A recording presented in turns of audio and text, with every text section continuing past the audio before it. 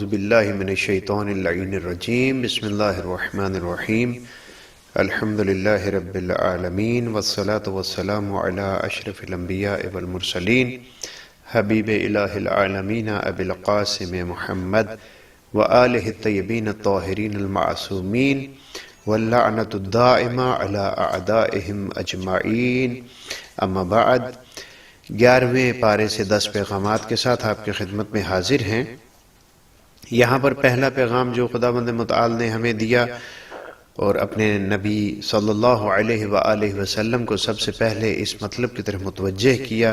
وہ متوجہ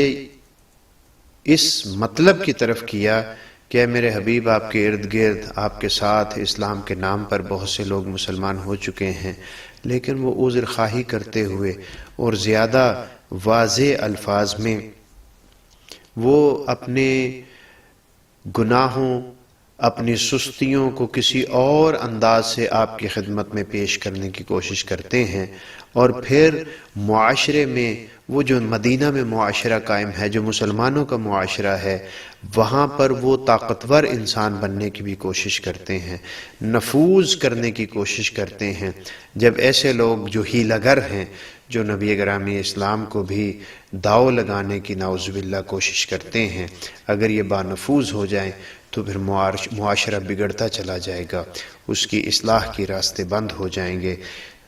ارشاد ہوا سورہ مبارکہ توبہ کی ہی آیت نمبر 94 میں، یعتذرون الیکم اذا رجعتم الیہم قل لا تعتذروا لن نؤمن لکم۔ اے میرے حبیب، جب آپ جنگ تبوک سے مدینہ واپس پہنچیں گے تو منافقین آپ کے پاس آئیں گے اور عذر خواہی کریں گے۔ اے پیغمبر، ان منافقوں سے کہہ دیجئے کہ عذر نہ تراشو، مجھے بہانے بازی نہ کرو، میں ہرگز تمہاری باتوں کو نہیں مانوں گا۔ لا تعتذروا لن نؤمن لکم، وہ حبیب جو انتہائی خداوند متعال کے صفات کا ظاہر کرنے والا ہے، جو رحمان اور رحیم کے صفات کو ظاہر کرنے والا ہے، جو لوگوں کی باتوں سے درگزر کرنے والا ہے، اس کو ارشاد ہوا ہے میرے حبیب، جب یہ لوگ عذر خواہی کریں، بہانے تراشیں یہ منافقین، تو آپ ان سے کہیے کہ میرے سامنے بہانے نہ تراشو، میں تمہارے بہانوں پر اعتماد کرنے والا نہیں ہوں۔ اور اگلی ہی آیت میں ارشاد ہوا سَيَحْلِفُونَ بِاللَّهِ لَكُمْ إِذِ انْقَلَبْتُمْ إِلَيْهِمْ لِتُعْرِضُوا عَنْهُمْ۔ ایک اور ان کے فریب دینے کا طریقہ ہے کہ یہ آپ کے پاس آ کر قسمیں اٹھائیں گے تاکہ آپ ان سے صرف نظر کریں، ان کو معاف کر دیں۔ خداوند متعال ان منافقین کی قسموں کے متعلق بھی فرما رہا ہے کہ ان کے اوپر بھی آپ نے اعتماد نہیں کرنا۔ تو بس معلوم یہ ہوا کہ اللہ کے ہاں خداوند متعال کی بارگاہ میں منافق کی قسم، منافق کا عذر خواہی کرنا، منافق کا عذر تراشنا کسی بھی صورت میں قابل قبول نہیں ہے۔ یہ قرآن مجید میں 11ویں پارے سے پہلا پیغام ہم نے لیا۔ دوسرا پیغام قرآن مجید نے ہمیں واضح طور پر کہا اور ظاہر ہے نبی گرامی اسلام کو مخاطب کیا، اور بالطبع ہمارے لیے بھی وہ چیزیں لازمی قرار دیں۔ وہ چیز یہ ہے کہ جو لوگ جہاد کرتے ہیں، جو اپنے گھروں کو چھوڑتے ہیں اللہ کے دین کی سربلندی کے لیے، جو شہادت طلب ہوتے ہیں، جو لوگ شہید ہو جاتے ہیں، ان کی طرف خصوصی طور پر توجہ دینے کی ضرورت ہوتی ہے۔ قرآن مجید نے منافقین کے بارے میں کچھ دستور دیے، اب ان لوگوں کے بارے میں دستور دے رہا ہے جو اللہ پر اور قیامت کے دن پر ایمان رکھتے ہیں۔ ارشاد ہوا سورہ مبارکہ توبہ کی 99 نمبر آیت میں، وَمِنَ الْأَعْرَابِ مَن يُؤْمِنُ بِاللَّهِ وَالْيَوْمِ الْآخِرِ۔ ان بادیہ نشینوں، ان عام لوگوں میں سے، عام لوگ ہیں، معاشرے کے یہ خاص لوگ نہیں ہیں، ان عام لوگوں کے ایسے گروہ بھی ہیں جو ایمان رکھتے ہیں اللہ پر، قیامت پر ایمان رکھتے ہیں۔ وَيَتَّخِذُ مَا يُنْفِقُ قُرْبَاتٍ عِنْدَ اللَّهِ، اور یہ جو آپ کا ساتھ دیتے ہیں، جو میدان میں نکلتے ہیں، جو جہاد کرتے ہیں، تو ان کا مطمع نظر اس سارے انفاق، اس سب کوشش کے ساتھ یہ ہوتا ہے کہ وہ اللہ کے قرب کو حاصل کریں، وصلوات الرسول، اور آپ کی دعائیں لیں۔ صلوات الرسول یعنی اللہ کے رسول کی دعائیں لینا، اللہ کے رسول سے اپنے لیے دعا کا طلب کرنا۔ اے میرے حبیب، یہ لوگ اللہ اور اللہ کے اور قیامت کے دن پر پورے کا پورا ایمان رکھتے ہیں اور یہ انفاق بھی کرتے ہیں، اور انفاق کا ان کا مقصد صرف یہ ہوتا ہے کہ یہ اللہ کے قریب ہو جائیں، آپ کی دعائیں لے لیں۔ الا انہا قربۃ لہم، بلا شک و شبہ ان کا یہ انفاق اللہ کے تقرب کا باعث ہے۔ سیدخلہم اللہ فی رحمتہ، خداوند متعال انہیں ان قریب اپنی رحمت میں داخل کرے گا۔ ان اللہ غفور رحیم، بے شک خداوند متعال بخشنے والا بھی ہے، کرم کرنے والا بھی ہے۔ تو پس معلوم یہ ہوا کہ جو لوگ اللہ کے راستے پر نکلتے ہیں ان کے لیے بہت بڑی عظمت ہے، وہ اللہ کی رضا کو بھی حاصل کرتے ہیں، رسول اللہ کی دعائیں بھی ان کے شامل حال ہوتی ہیں۔ تیسرا پیغام قرآن مجید نے اسی سورہ مبارکہ توبہ میں ہمیں پھر دوبارہ سے اجاگر کیا، پھر دوبارہ سے متوجہ کیا اس امر کی طرف۔ دیکھو کہیں ایسا نہ ہو کہ درمیان میں تمہارے کوئی ایسے منافقین موجود ہوں جو اپنی چرب زبانی کی وجہ سے، اپنی منافقت کی وجہ سے مسلمانوں میں کوئی منصب حاصل کر لیں۔ گویا اسلام پہلے ہی دن سے مسلمانوں کو متوجہ کر رہا ہے کہ منصب کے اہل منافق نہیں ہیں، منصب کے اہل ہیلہ گر لوگ نہیں ہیں، منصب کے اہل چرب زبان لوگ نہیں ہیں، بلکہ خالص مومن کو ہی منصب ملنا چاہیے۔ تو یہاں پر قرآن مجید نے واضح طور پر ایک متوجہ دلائی اور شدت کے ساتھ توجہ دلائی نبی گرامی اسلام کو، اور ارشاد ہوا وَمِمَّنْ حَوْلَكُمْ مِنَ الْأَعْرَابِ، اے میرے حبیب یاد رکھیے یہ آپ کے ارد گرد جو لوگ ہیں ان میں سے بعض لوگ ایسے ہیں منافقون، یہ منافق ہیں، ان پر اعتماد نہ کیجئے، یہ سب کے سب مومن نہیں ہیں بلکہ یہ منافقت کر رہے ہیں، آپ کے ارد گرد اکٹھے ہیں، دل سے یہ منافق ہیں۔ وَمِنْ أَهْلِ الْمَدِينَةِ، اور اسی طریقے سے مدینہ میں رہنے والے بھی کچھ لوگ ایسے ہیں جو منافق ہیں۔ مَرَدُوا عَلَى النِّفَاقِ، اور یہ لوگ گویا کہ نفاق خو ہیں، یہ ہمیشہ نفاق کے اوپر باقی رہتے ہیں۔ لا تعلمہم، اے میرے حبیب تمہیں ان کا نہیں پتہ۔ یہاں پر خداوند متعال نے گویا کہ نبی گرامی اسلام کے اس جنبے کی طرف کہ جس جنبے کے تحت نبی گرامی اسلام ہمیشہ اپنے چاہنے والوں کے لیے استغفار چاہتے ہیں، ہمیشہ ان کے لیے نجات چاہتے ہیں، اس طرف اشارہ کیا۔ اے میرے حبیب آپ کے ارد گرد لوگ، مدینہ میں رہنے والے لوگ، ان میں سے بہت سے لوگ ایسے ہیں جو منافق ہیں، آپ نہیں جانتے۔ لا تعلمہم، آپ نہیں جانتے۔ نحن نعلمہم، اللہ فرما رہا ہے ہم ان منافقین کو جانتے ہیں۔ سنعذبہم مرتین، اے میرے حبیب ہم ایک دفعہ نہیں 2 دفعہ ان کو عذاب دیں گے۔ 2 دفعہ عذاب یعنی اس دنیا میں بھی ان کے چہرے کو سیاہ کریں گے، ان کی منافقت کو آشکار کریں گے، اور آخرت میں بھی وہ ذلیل و رسوا ہوں گے، موت کے وقت بھی انہیں سخت عذاب ہوگا۔ اور پھر ثم یردون الی عذاب عظیم، جب اس دنیا سے آگے جائیں گے تو ایک بہت بڑے عذاب کا انہیں سامنا ہوگا اور اس عذاب سے انہیں گزرنا ہوگا۔ تو پس معلوم یہ ہوا کہ صدر اسلام میں، نبی گرامی اسلام کے محضر میں جو لوگ ہوتے تھے، آپ کی خدمت میں جو لوگ ہوتے تھے، وہ قرب کی وجہ سے صحابی کا نام تو لے لیتے تھے، لیکن قرآن کہتا ہے کہ ان میں سے بہت سے لوگ ایسے تھے جو صحابی کے منصب کو سمجھتے نہیں تھے بلکہ اب کی سابقہ منافقت پر ہی قائم ہوتے تھے۔ تو پس خداوند متعال نے کہا کہ آپ کے ارد گرد رہنے والے جو منافق لوگ ہیں وہ کسی بھی صورت میں صحابی سچے نہیں ہو سکتے، وہ کسی بھی صورت میں نجات نہیں پا سکتے۔ ان کو ہم یہاں دنیا میں بھی رسوا کریں گے، موت کے وقت بھی ان کی رسوائی ہوگی، اور آخرت میں دائمی عذاب بھی ان کو جھیلنا ہوگا۔ چوتھا پیغام قرآن مجید نے ہمیں دیا کہ منافقین کا مقابلہ کس طریقے سے کرنا ہے۔ مومن کا ہدف یہ ہونا چاہیے کہ وہ کبھی بھی منافق کو کامیاب نہ ہونے دے۔ قرآن مجید نے ہمیں یہ ایک طریقہ بتایا کہ منافق سے صرف نظر کرو، منافق کو بالکل اہمیت نہ دو، اس کو نسیاً منسیہ کر دو، اسے معاشرے میں تنہا کر دو۔ جب وہ معاشرے میں تنہا ہو جائے گا تو خود بخود وہ مجبور ہو جائے گا کہ اپنی وہ شیطنت والی طبیعت کو پیادہ کرنے میں، لوگوں کے درمیان لانے میں احتیاط سے کام لے۔ ارشاد ہوا والذین اتخذوا مسجدا ضرارا وکفرا وتفریقا بین المؤمنین وارصادا لمن حارب اللہ ورسولہ من قبل ولا یحلفن ان اردنا الا الحسنى واللہ یشہد انہم لکاذبون۔ یہ وہ معروف واقعہ جو مسجد قباء کے ساتھ منافقین نے ایک مسجد بنائی اور نبی گرامی اسلام کو دعوت دی کہ آپ یہاں پر تشریف لائیں۔ خداوند متعال نے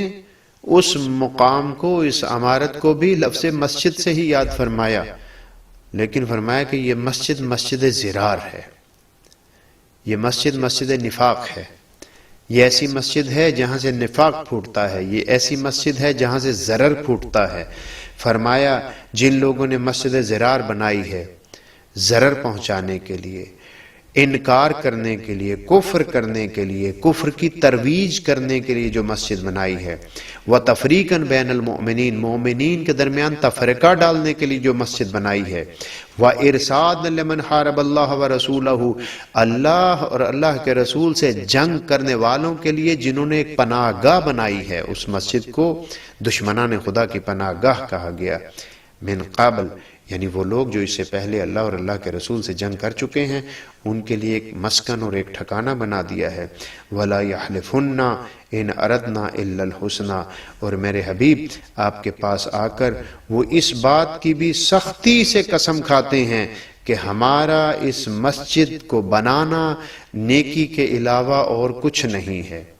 گویا کہ کہتے ہیں ہم نے تو اللہ کے لیے بنائی ہے۔ ہم دیکھتے ہیں بہت سے مقامات پر مختلف ممالک میں جاتے ہیں، بڑی بڑی مسجدیں بنی ہوئی ہیں، لیکن بعض اوقات وہ مسجدیں بنائی گئی ہیں ایک اہل تقوی افراد کی مسجد کو کم تر کرنے کے لیے، اسے نقصان پہنچانے کے لیے۔ ایک مسجد تعمیر کی جاتی ہے دوسری مسجد کے حسد میں، یہاں پر مسجد قباء کے مقابلے پر مسجد بنائی جا رہی ہے۔ خدا فرماتا ہے یہ چاہے قسم کھا کر بھی کہیں کہ ہم نے نیکی کے لیے مسجد بنائی ہے، واللہ یشہد انہم لکاذبون، اللہ فرماتا ہے کہ میں اللہ اس بات کی گواہی دیتا ہوں کہ یہ جھوٹ بول رہے ہیں۔ تو بس معلوم یہ ہوا کہ مسجد کا بنانا انسان کے لیے باعث نجات نہیں ہے، بلکہ مسجد کے بنانے سے جو ہدف ہے، مسجد کی بنیادوں میں جو نیت ہے، وہ انسان کو تقرب الہی تک لے کر جاتی ہے۔ اگر منافقت کی بنیاد پر ہو، اگر دکھاوے کی بنیاد پر ہو، اگر شیطنت کی بنیاد پر ہو، اگر کفر و نفاق کی بنیاد پر ہو، اگر کسی مکتب کو کمزور کرنے کی بنیاد پر مسجد بنائی جائے تو وہ مسجد خداوند متعال کے درمیان مسجد ضرار ہوگی، وہ مسجد نفاق ہوگی، وہ کبھی بھی مومنین کی مسجد نہیں کہلائے گی۔ پانچواں پیغام خداوند متعال نے ہمیں یہ دیا کہ اے مومنین یاد رکھو، شہادت خسارے کا سودا نہیں ہے، بلکہ شہادت ہمیشہ فائدے کا سودا ہے۔ سورہ مبارکہ توبہ کی 111 نمبر آیت میں ایک انتہائی معروف واقعے کی طرف بھی گویا کہ اشارہ کیا گیا، شب ہجرت کا وہ واقعہ جس میں مولا امیر المومنین علیہ السلام رسول اللہ صلی اللہ علیہ وآلہ وسلم کے بستر پر سوئے تھے، استراحت فرمائی تھی۔ قرآن کہتا ہے ان اللہ اشتری من المؤمنین انفسہم واموالہم بان لہم الجنہ، خدا نے مومنین سے ان کی جان اور مال کو خرید لیا ہے۔ کس چیز کے بدلے میں؟ جنت کے بدلے میں۔ یعنی مال ان کی جان ہے، ان کا مال ہے دنیاوی، اور اس کو خریدا کس چیز کے ذریعے سے جا رہا ہے؟ وہ جنت ہے، جنت کے بدلے میں خرید لیا گیا ہے۔ یقاتلون فی سبیل اللہ، یہ وہ لوگ ہیں جو اللہ کی راہ میں جہاد کرتے ہیں۔ فیقتلون ویقتلون، انہیں اس بات کی کوئی پرواہ نہیں ہوتی کہ اللہ کے راستے میں جہاد کرتے ہوئے وہ قتل ہو جائیں، یا کسی کو قتل کر دیں، ان کا قتل ہو جانا بھی اللہ کے لیے ہوتا ہے، اور اگر کسی دشمن خدا کو مارتے ہیں تو وہ بھی اللہ کے لیے ہوتا ہے، اپنی دل کی چاہت و رضا کے لیے ہرگز نہیں ہوتا۔ تو پس اس آیت کے متعلق قرآن مجید ہمارے پاس مختلف کتب میں ائمہ ہدیٰ کے جو فرامین پہنچے، ان پیغامات میں سے ایک پیغام امام سجاد علیہ السلام نے ہمیں دیا۔ امام چہارم فرماتے ہیں کہ رسول گرامی اسلام فرمایا کرتے تھے، ما من قطرۃ احب الی اللہ عز وجل من قطرۃ دم فی سبیل اللہ، خداوند متعال کے نزدیک بہترین زمین پر گرنے والا قطرہ وہ ہے جو اللہ کے راستے میں خون کا قطرہ ہو، یعنی شہید کا خون جب وہ قطرہ گرتا ہے شہادت کی اس اولین مقام پر، تو اس سے زیادہ خداوند متعال کو کوئی بھی قطرہ پسند نہیں ہے۔ امام رضا علیہ السلام نقل فرماتے ہیں مولا امیر المومنین علیہ السلام سے، آپ فرماتے ہیں واللہ لا الف ضربۃ بالسیف اہون من موت علی فراش، مجھے اپنے رب کی قسم، مجھے تلوار کے ذریعے سے 1000 ضربیں کھانا آسان لگتا ہے، بہتر لگتا ہے، میرا دل چاہتا ہے کہ مجھے 1000 ضربیں لگیں بجائے اس کے کہ میں بستر پر آرام سے موت کی وادی میں چلا جاؤں۔ یعنی امیر المومنین شہادت طلب ہیں، اللہ کی بارگاہ میں شہید ہو کر جانا چاہتے ہیں۔ تو پس یاد رکھیے شہادت ایک بہت بڑی عظمت ہے جس کے متعلق خداوند متعال بھی فرماتا ہے ہم یرزقون، شہید وہ لوگ ہوتے ہیں، اللہ کی راہ میں جانے والے لوگ وہ ہوتے ہیں کہ جن کے رزق کی ذمہ داری خداوند متعال نے لی ہوئی ہوتی ہے اور وہ ہمیشہ زندہ ہوتے ہیں۔ چھٹا پیغام جو ہمیں قرآن مجید نے دیا وہ یہ ہے کہ اگر آپ خائن لوگوں کو، جن لوگوں نے خیانت کی ہے، وعدے کو توڑا ہے، ان سرکشی کی ہے، اگر ان سے صرف نظر کرو، ان کو تنہا کر دو، تو یہ ان کی مجازات کے لیے کافی ہوتا ہے، ان کو سزا دینے کے لیے کافی ہوتا ہے۔ یعنی قطع تعلق اس چیز کا باعث بن جاتا ہے کہ وہ منافقین و متجاوزین اپنے کہے پر بعض اوقات پشیمان ہوتے ہیں اور دوبارہ توبہ کر کے اللہ کے دین میں داخل ہو جاتے ہیں۔ سورہ مبارکہ توبہ کی 118 نمبر آیت میں اسی مطلب کی طرف اشارہ کیا گیا۔ وہ 3 لوگ جو تبوک میں پیچھے رہ گئے تھے، کعب بن مالک، مرارہ بن ربیع، حلال بن امیہ وغیرہ، جن کے نام تاریخ میں ذکر ہوئے، یہ تبوک میں رسول گرامی اسلام کے ساتھ اس لشکر جس کو بھیجا تھا رسول گرامی اسلام نے، اس سے سرپیچی کی تو حکم ہوا کہ ان سے قطع تعلق کر دیا جائے۔ قرآن اس کی نقشہ کشی کرتے ہوئے کہتا ہے حتی اذا ضاقت علیہم الارض بما رحبت، حتیٰ کہ جب زمین اپنی وسعت کے باوجود ان کے لیے تنگ پڑ گئی، کوئی بھی شخص ان کے ساتھ تعلق قائم کرنے کے لیے تیار نہیں تھا۔ وَضَاقَتْ عَلَيْهِمْ أَنفُسُهُمْ، یہاں تک کہ ان کا سانس بھی بند ہونے لگا، ان کا نفس بھی تنگ ہو گیا، یعنی انہیں زندگی گزارنا مشکل ہو گیا۔ اس کا نتیجہ یہ نکلا کہ وہ نبی گرامی اسلام کے پاس آئے، اپنی ندامت اور پشیمانی کا اظہار کیا، توبہ مانگی، توبہ کی، خداوند متعال نے ان کی توبہ کو قبول کیا۔ 7واں پیغام قرآن مجید میں یہ ہوا کہ ایمان کے درجے پر جب انسان پہنچ جاتا ہے تو پھر دنیا و آخرت کے ہر کام میں لوگوں کے ساتھ تعلق کی بنیاد ایمان ہونی چاہیے۔ ایسا نہیں ہے کہ انسان نیک ہو گیا ہے، ایماندار ہو گیا ہے اور اس کے سامنے 2 لوگ ہیں، ایک رشتہ دار نہیں ہے لیکن صاحب ایمان ہے، دوسرا رشتہ دار ہے لیکن فاسق و فاجر ہے، تو فاسق و فاجر کو ترجیح دے۔ اسلام اس چیز سے روکتا ہے۔ سورہ مبارکہ توبہ کی 113 نمبر میں 13 نمبر آیت میں ارشاد ہوا ما کان للنبی والذین آمنوا ان تستغفروا للمشرکین، نبی اور مومنین کے لیے سزاوار نہیں ہے، نبی اور مومنین کو اس بات کی اجازت نہیں دی جا سکتی کہ وہ مشرکین کے لیے استغفار کریں۔ با ایمان لوگ ان کی شان یہ نہیں ہے کہ مشرک کے لیے طلب استغفار کریں، نہیں، ایسا نہیں ہے۔ نبی گرامی اسلام دوسرے لوگوں کے لیے، پھسل جانے والے لوگوں کے لیے ہدایت کی دعا کیا کرتے تھے، نہ کہ استغفار کیا کرتے تھے۔ ہدایت کی دعا کرنا اور استغفار بخشش کی دعا کرنا، دونوں میں فرق ہے۔ تو پس معلوم یہ ہوا کہ حکم قرآنی یہ ہے کہ صاحبان ایمان کو صاحبان ایمان کے لیے استغفار کرنا چاہیے، ان کی مغفرت کی دعا کرنی چاہیے۔ اسی آیت میں آگے چل کے ارشاد ہوا وَلَوْ كَانُوا أُولِي قُرْبَى، اگر وہ تمہارے قریبی ترین رشتہ دار بھی ہوں لیکن ہوں مشرک، ان کے لیے استغفار کی دعا نہیں کر سکتے۔ قرآن مجید ایک اور جگہ فرماتا ہے استغفرت لہم ام لم تستغفر لہم لن یغفر اللہ لہم، اے میرے حبیب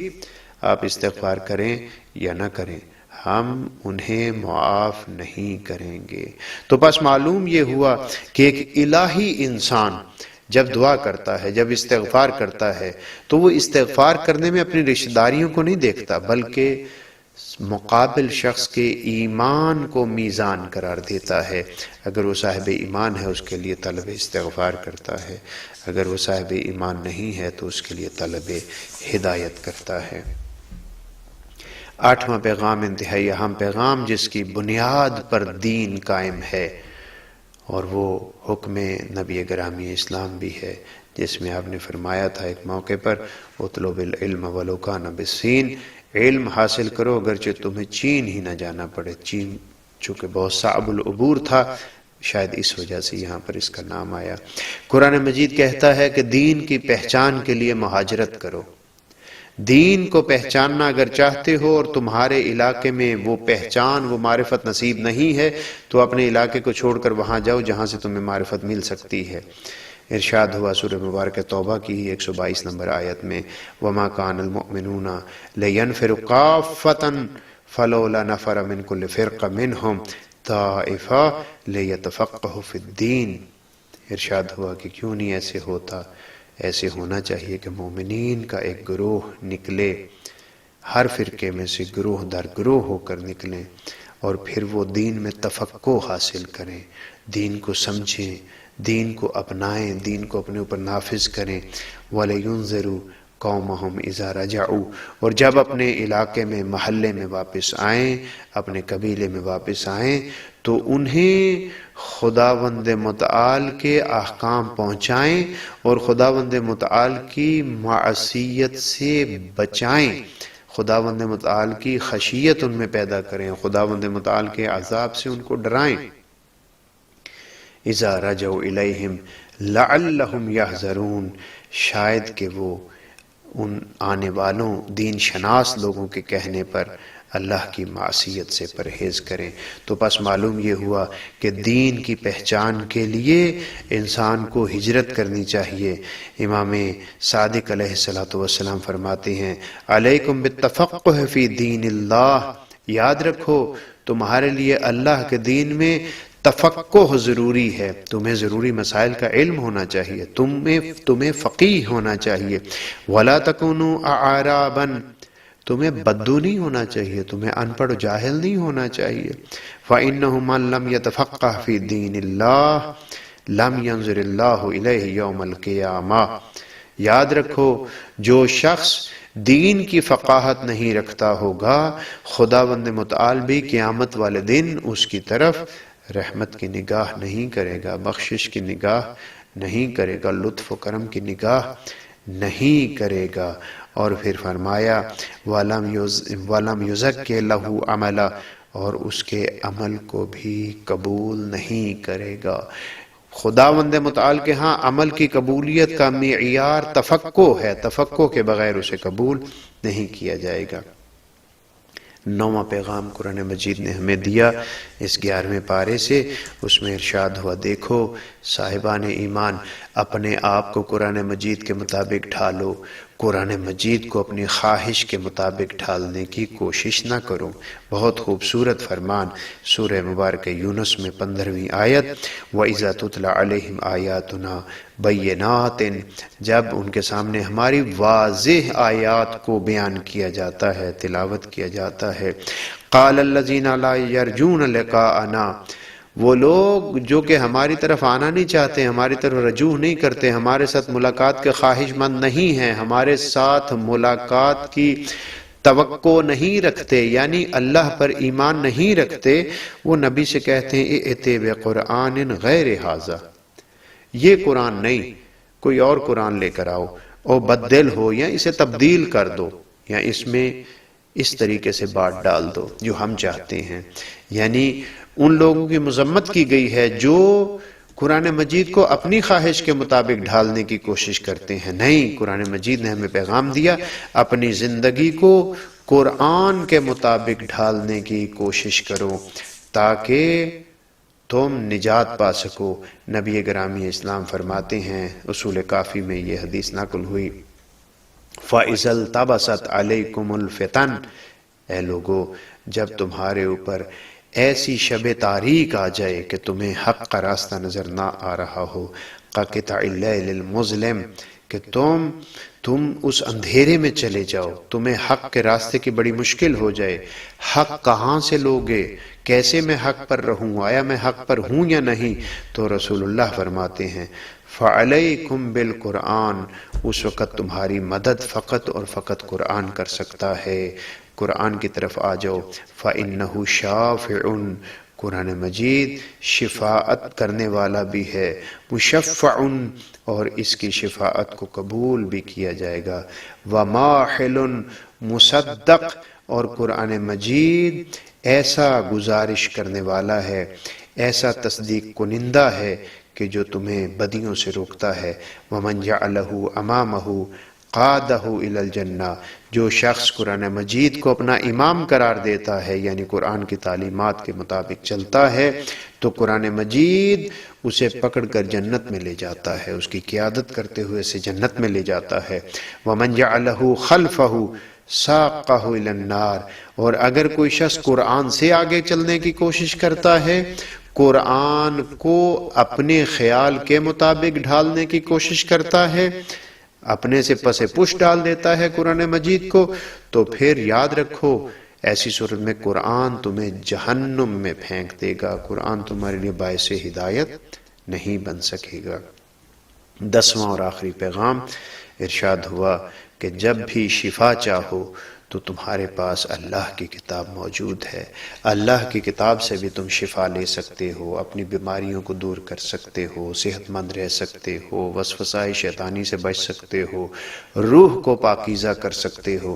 سورہ مبارکہ یونس میں ارشاد ہوا، یا ایھا الناس قد جاءتکم موعظہ من ربکم وشفاء لما فی الصدور وہدی ورحمۃ للمؤمنین، آیت نمبر 57 میں ارشاد ہوا، اے صاحبان ایمان، اے اللہ پر ایمان رکھنے والو، تمہارے پاس تمہارے رب کی طرف سے نصیحت آئی ہے،